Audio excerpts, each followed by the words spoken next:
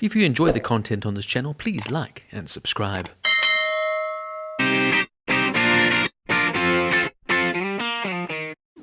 All of Us Strangers is a 2023 British romantic fantasy film written and directed by Andrew Haigh, based on the 1987 novel Strangers by Taichi Yamada. It is the second feature adaptation of the novel after the Japanese film The Discarnates, released in 1988. It stars Andrew Scott, Paul Mescal, Jamie Bell and Claire Foy.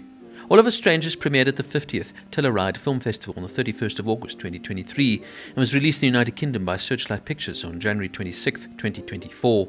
It received critical acclaim, was named one of the top 10 independent films of 2023 by the National Board of Review, and earned 6 BAFTA Award nominations.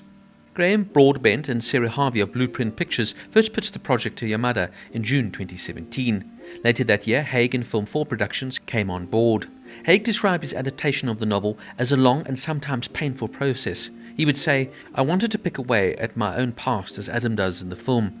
I was interested in exploring the complexities of both familial and romantic love, but also the distinct experience of a specific generation of gay people growing up in the 1980s. I wanted to move away from the traditional ghost story of the novel and find something more psychological, almost metaphysical." In June 30th, 2022, the film, then known as Strangers, and the principal cast were announced.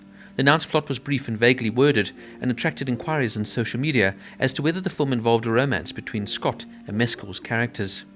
Filming was in progress in the United Kingdom when the announcement was made. Haigh's childhood home served as the filming location for the house in which Adam finds his parents.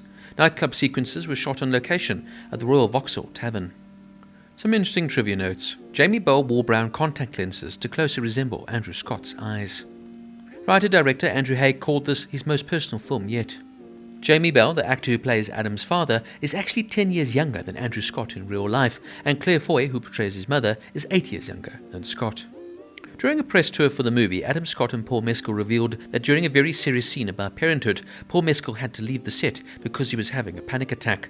When asked why he used The Power of Love by Frankie Goes to Hollywood, director Andrew Haigh said, "The idea that I used that love song as an 11-year-old queer kid living in suburban England, and that I could put it into film years and years later, now being very open about my sexuality, is something I never thought would actually happen." Haigh said, "And I can make a film with queer content again, something I never thought would be a possibility. And I'm in a relationship, which is again something I never thought would be a possibility." The apartment scenes were shot in a studio, as the crew couldn't find what they wanted in the real world. It gave them lots of flexibility, like removable walls to move and place the cameras where they needed. For the view of London, the crew opted for LED walls instead of green screens. They simply shot what they wanted to show and then displayed it on the wall, and no visual effects were involved in those shots. Claire Foy used her own accent to portray Adam's mother. She would say, "I often play characters who are different class to myself, or have had a very different upbringing, or just from different parts of the world, so it's rare that I speak with my own accent. I definitely upped it a little bit. I definitely was a little bit more mannered in the way that I spoke, because I have like an estuary accent, which is quite modern British accent. So yeah, it actually made me quite nervous, because I had nothing to hide behind," she would say. Jamie Bell would recall a scene in the film that reminded him of his own parenthood as a father of 3 children. He would say, "When I tell Adam it's time to go now, Andrew reaches out and puts his hand on my mouth to stop me from speaking. My 4-year-old does this. She thinks if you don't speak, it won't happen. It's a moment that wasn't in the script, but I just thought Andrew doing it was absolutely brilliant. I just found it so relatable."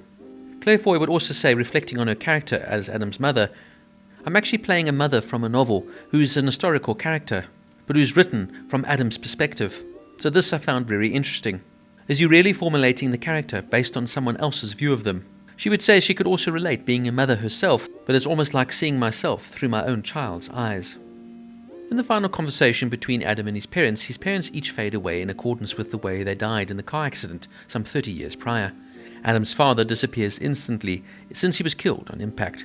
His mother lasts a brief while longer, just as she did following the accident, though she can no longer see Adam due to losing her eyesight in the crash. During the final scene where Harry and Adam are hugging and sleeping, Harry's positioned exactly the way Adam finds Harry's body, on the bed. Now I found this to be an absolutely striking, haunting, yet beautiful film. I'm not one to get overly emotional films, but I found this film to be a real tearjerker. This film examines profound grief and the depth of a parental relationship through a fantastical lens. Yet in many ways it's so completely and utterly relatable. This film is a real human interest story and is grounded in heavy emotional scenes. Andrew Scott turns out one of his best performances ever here as Adam. It's an incredibly emotive performance, layered, complexed, yet completely and utterly striking. He is a man dealing with the loss of his parents at a young and early age, and now relating to them as an adult who's actually older than they were when they died, while also now trying to deal with the fact that he's secluded and alone, and now suddenly striking a relationship up with another gay tenant within the building that he stays. Paul Mescal turns out another superb performance and shows once again his versatility as a phenomenal actor. Andrew and Paul have absolutely fantastic chemistry in this film, and the dynamic between the two is so relatable and yet so real and raw. As is Andrew Scott's relationship here now with his parents, played absolutely superbly here by Claire Foy and Jamie Bell. The scenes are deep, harrowing, yet incredibly raw and emotional, and almost leave you feeling so overwhelmed and just sad. This is an incredibly introspective film, and definitely one of those films that will leave you thinking so much about it afterwards, whilst you ponder your own relationships and your own choices within your own life. Filmmaker Edgar Wright praised the film, saying, "I'm in awe of what Andrew Haigh has managed to do in this film. It's a true testament to his artistry that he was able to make a film so personal, emotional, and resonant, yet also satisfying with its pace and its genre. Though a traditional ghost story might end on a note of sadness or shock, the fact that Andrew is able to leave us with a moment of infinite beauty is to be cherished. And frankly, I don't think I could have said it better. Yes, in many ways this plays out like a ghost story, but it's just so much more deeper, layered, and nuanced than that. This is a story about loss, about cherishing those moments with loved ones, and not hiding away from your true self. As I said earlier, it's a beautifully poignant piece of filmmaking, superbly directed by Andrew Haigh, who really brings his own personal touch to the film, as if he was telling his own story. With its magnificent script, fantastic performances from all the cast, not to mention its harrowing piece of score and fantastic use of songs. This is a deep-wrenching, heartbreaking piece of filmmaking that will stay long with me afterwards. All of Us Strangers gets a 9.5 out of 10.